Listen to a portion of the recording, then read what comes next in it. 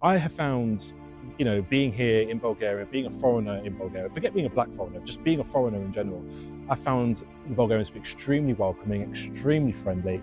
And then you even said it before, extremely generous. I think the generosity part as well, For sure. I think is really important as well. And I don't feel like an outcast. Bulgarians are very direct. They are. So they are direct and inquisitive, which in the UK, we would see that potentially as rude. It isn't rude, they're just like, why are you here? Yeah. Which can sound quite, what might be purported on the news versus the reality is almost maybe the reverse of like the UK, where the UK is purported to be really good and it's got a lot more bad things in areas. I'm not saying all of it's bad, whereas Bulgaria might be purported to be bad, but it's actually lovely. Yeah. Hey guys, welcome to another episode of TLSE in VG.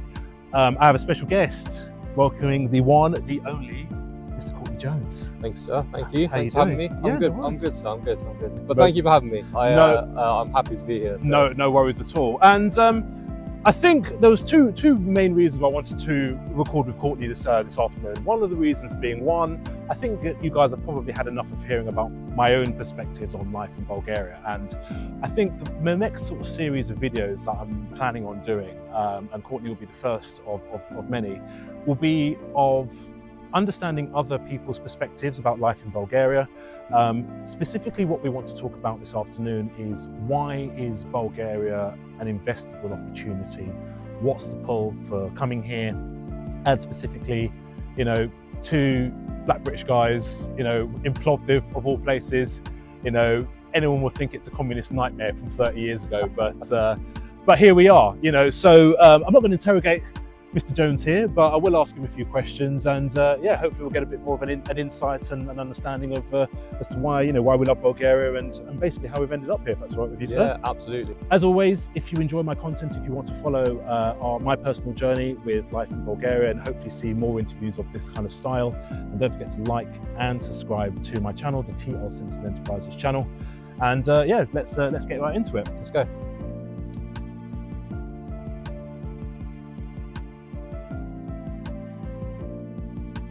All right, ready? Yeah, I'm good, bro. Well, man, you're used to this, man. You're a pro. Oh, I wouldn't sound pro. I think we started around the same time, no? I think we did actually. Yeah. Anyway, you're doing a lot better than I am currently at the moment. Let's see if we can get some views up, eh? It's looking sharp. Yeah, right. Look at these handsome guys. Isn't it? Bulgaria's finest, right? Unbelievable. If anyone wants to move to Bulgaria, this is why. Look at this. Look at this. I think before we sort of kind of get into it, really, I think I kind of want to explain a little bit as to how we met, really. Yeah. Do you want to kind of do the honours? Yeah. I'm happy. You made the first move, didn't you? Yeah, I did. I made the first move, guys. It must be said. So, I guess. So me and my fiance. My fiance is also Bulgarian, which we'll touch on later. Yeah. But we are investing in Bulgaria, and as part of that, we watch a lot of Bulgarian content. So. I believe it was like a Thursday night, we were having dinner, scrolling through YouTube, and this lovely black man popped up on our screen. What a beautiful chocolate man! Exactly that. So Tion came up on our screen, and I think your title was something along the lines of why I'm leaving the UK. Yeah, that's right. Moving to Bulgaria, something like that. So we clicked on it, and immediately that video resonated with me and with us quite a lot. A lot of what you were saying in that. We agreed with. We could see what you were talking about, and I think it made me feel comfortable knowing that there were other people from a similar demographic in a similar mindset, shall we say? Maybe not exactly similar scenarios, but a similar mindset. And what I really liked was how open you were on that, and kind of saying, I don't have all the answers, but I just want to share my journey with you. Yeah, I'm scared, but I know kind of standing still isn't the right thing. Yeah. So off the back of that, saw the video, immediately commented, and then I believe it was maybe 2 or 3 months after seeing that video, I said, "Look, I'm in Bulgaria. Let's just hook up. Let's be armed. I'm not a murderer. I'm not Serial a serial killer. But so we met in somewhere public. And for those of you that are watching, if someone does reach out on YouTube, do it somewhere public. It's worked out all right in this case, I'd like to say. But one of the rare cases. Yeah. But you can never be too sure. So make sure it's somewhere public. but yeah, I think that's, you know, and the bromance has developed since then. Most and, definitely. You know, we've stayed in touch. We've been texting each other. I've been checking in with Tion to see how he's been getting on in Bulgaria while I've been in the UK.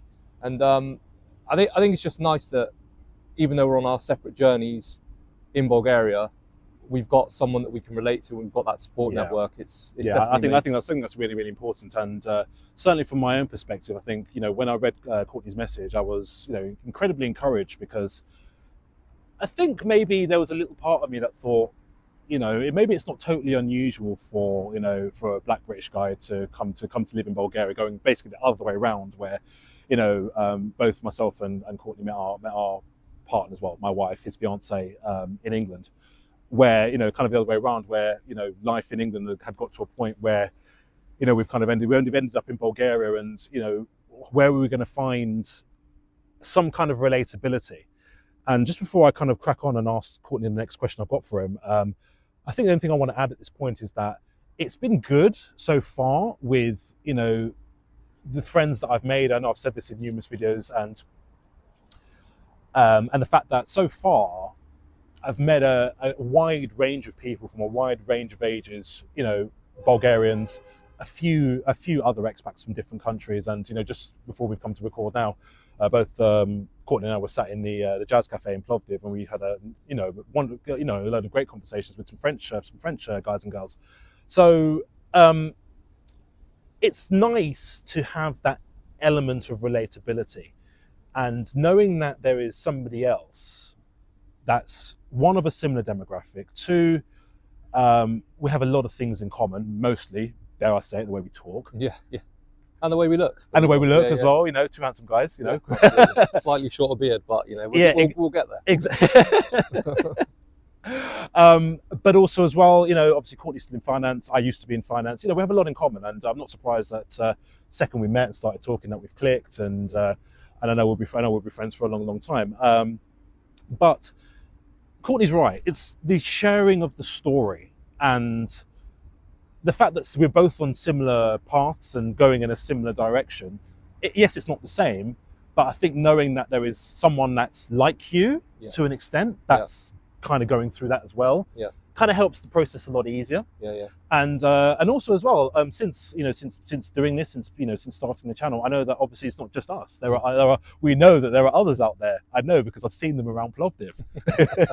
Do you know? But you must know about the black nod, right? The black nod. You know about the black nod? Yeah, you see a black person, obligatory. Yeah, one of those. I did that we went to Jumbo. You know Jumbo, the big supermarket, big hype. Well, I don't know what to call it. It's like a warehouse of. It's a bit of everything, isn't it? It is a bit of everything. I mean, the one here in Plovdiv Mall is a nightmare, but there's a massive one just outside of Plovdiv, and it's amazing. But we saw another guy there with his wife and his mixed race daughter, and sorry, I'm only laughing because. Normally, Radina, my wife, will tease me and say, "Look, Theo, there's another black guy over there. You know, maybe you two should be friends." I've got another story to tell you in just a second. We saw this guy in the shop, and I saw him coming. I'm like, "Look, I could either be passive and ignore him and kind of pretend to be looking at something, or I could literally just look this guy dead in the eyes and give him the black nod." And that's exactly what I did. And he knew I was looking at him, and straight away, the nod back. He nodded back, not alone. And then he just turned his head away straight away. You could tell he was just extremely embarrassed. I've got one more story for you. When we first moved to Plovdiv, I think we were 2 weeks in, and only just down the road from where we are at the moment. We're kind of close to the centre of Plovdiv at the moment. So just down the road from where we are right now, there's a set of traffic lights, and me, my wife, and my daughter, we were walking into the centre, and across the road there was this black guy, and obviously his Bulgarian partner, or his wife, or whatever.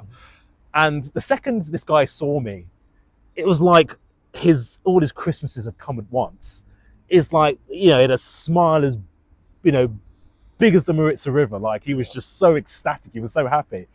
And I'm kind of looking, and I was kind of like the embarrassed guy in that sense. I'm like, oh my God, this is like really embarrassing. Like, oh, is this what it's going to be like? Like, it is. You are the beacon now. You're the beacon for all of us to come follow. On. You are the first mover privileges, I think it is, isn't it? So everyone's going to be looking for you. Oh, don't stop it.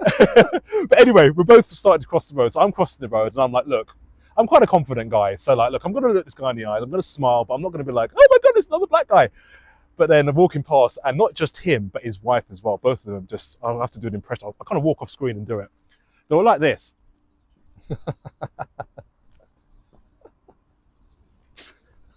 just smiling the whole way. And I'm like, oh my God, this is incredibly embarrassing. Fortunately, since then, it's been all right. I don't permanently live here.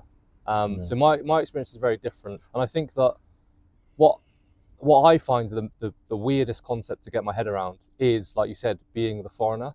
I think in the UK, and I will not make this too political. Please don't. But we are. But no, in the UK, you know, there is a lot of narrative around people coming across illegally, be it like foreigners in our country, etc., etc. So then, being on the other lens of that, or on the other side of that, you develop a greater appreciation for people that have come to the UK and are building a life there. And I can very much understand their bravery in moving over there. And I think because it's not as common here, people are a lot more receptive to you moving or being in this country as a foreigner. I think people are very much more accommodating and very, very nice. And a lot of the stares and things you might see are people just being interested. They just want to know why you're here, what's your story? Absolutely. Like we've just had in the cafe, right? Like those French guys just really wanted to talk to us. Spent probably about 45 minutes talking to them just about each of our stories. And it's really refreshing. And I think it's something that has definitely made an imprint on me. And I try and take with me when I'm back in the UK a lot is, if you see someone who is not from that country, they've made a massive step and a massive leap to be there. So, you know, you've got to be friendly and accommodating. And I completely agree. Just to kind of echo Courtney's point, I have to agree, and I've said this in every video, and I'll probably say it in every video going forward. I have found, you know, being here in Bulgaria, being a foreigner in Bulgaria, forget being a black foreigner, just being a foreigner in general, I found the Bulgarians to be extremely welcoming, extremely friendly. I think you've even said it before, like, you know, extremely generous. I think they, you know, the generosity part as well, like, for sure. I think is really important as well. And I don't feel like an outcast. I know you don't live here, Courtney, but, you know, I think, would you say that you feel... You know, I've stayed here for what people would call probably extended periods of time. And like I said, you know, as Tion's just said, and like I've said, wherever you are, people are just interested. It isn't rude. And I think this is probably an important point to make, is that Bulgarians are very direct. They are. So they are direct and inquisitive, which in the UK, we would see that potentially as rude. It isn't rude. They're just like, why are you here? Which can sound quite blunt, but it just is. They're just interested. And I've never felt like an outcast, or like anyone was. I think if I ever had done in the past, when I maybe first started visiting, it was in my own head. It was probably me thinking that, oh, that guy's looking at me because I'm different, when they were probably just looking at me because they wanted to ask me, where are you from? Where are you from?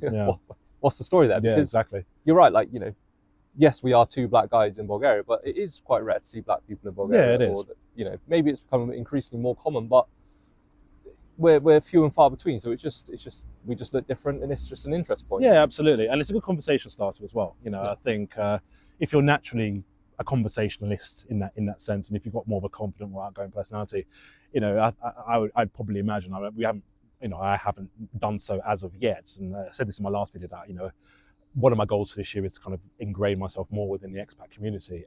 It would be very, very easy to make friends in that sense. So yeah, absolutely, it's a good interest point. Yeah, I think, for sure, which is really good. Yeah. Cool. So let's move on slightly. I got derailed from my original. We do this a lot. We digress. I know. I love that. I love that word. I digress. Yeah, literally. So yeah, literally to digress. Literally. So really, I want to know a little bit more, or say, you know, my subscribers or anyone that watches my channel, I suppose would love to know a little bit more about you, really. So I think we'll kind of like tie it into, you know, Bulgaria and all that goes with it. Obviously, one thing that we do have in common is that we both have Bulgarian spouses. Yes. How did you meet yours, and how did she convince you to come here? Good question. It's a very good question. So we both used to work for the same company, and in England. Yeah. And we were on a training course, and she was just sat on the group that I was on in the training course, and I remember looking at her. She won't mind me saying this. I was like, that's going to be my future wife. She was unbelievable, phenomenal. So I remember this actually. She had to go to like the post office or something on her lunch break.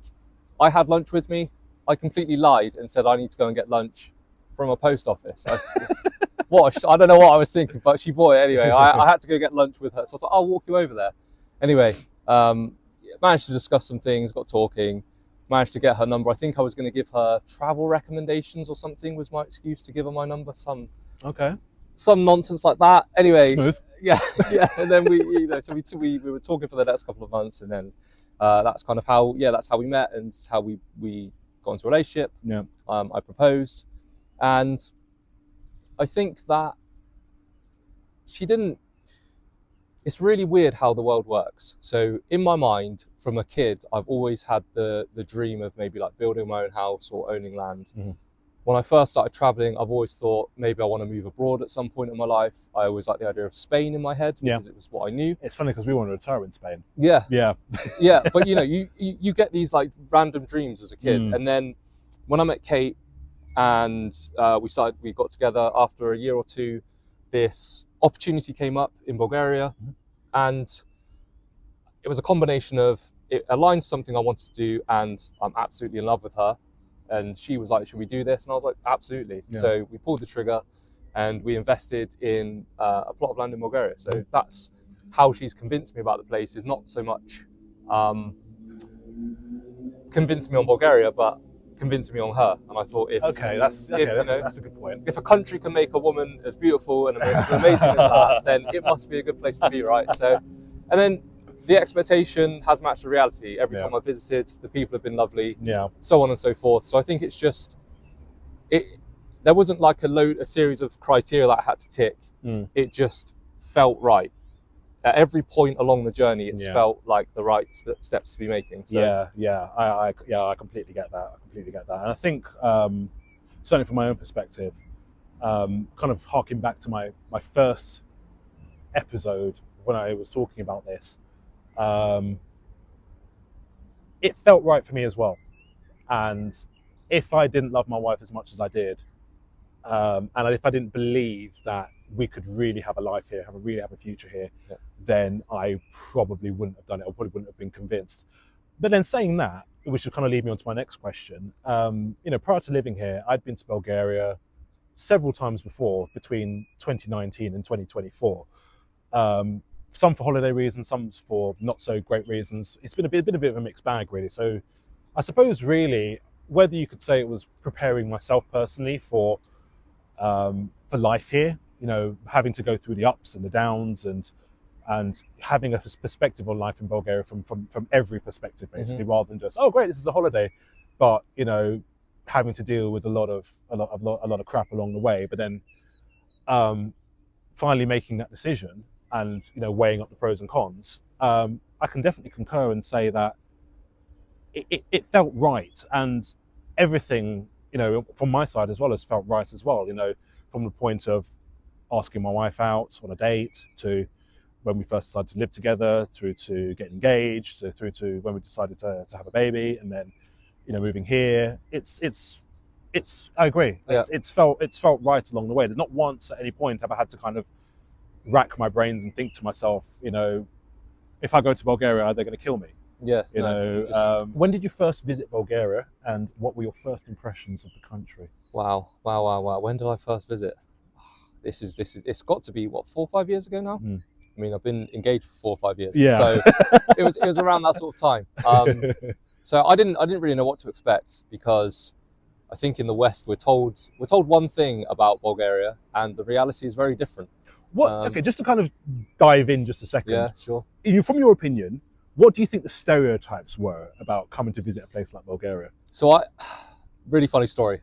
Indulge me on this one. Go for it. I love a story. I love a good story. When my grandmother was alive, God rest her, so she was alive, fortunately enough, just to meet Kate and kind of give her the seal of approval, as it were. So when I first took Kate round to see my grandma at the time, she was, again, it's weird. It's almost like she was so inquisitive, but she was horrifically racist and offensive at the same time. But Kate was, she took it as it was meant to be, and she was asking, so Kate, so where do you where do you live then? Do you live in a and you could see she was kind of trying to get onto, do you live in like a hut or and Kate was like, yes, we live in a house. She was like, oh right, so they have houses, okay.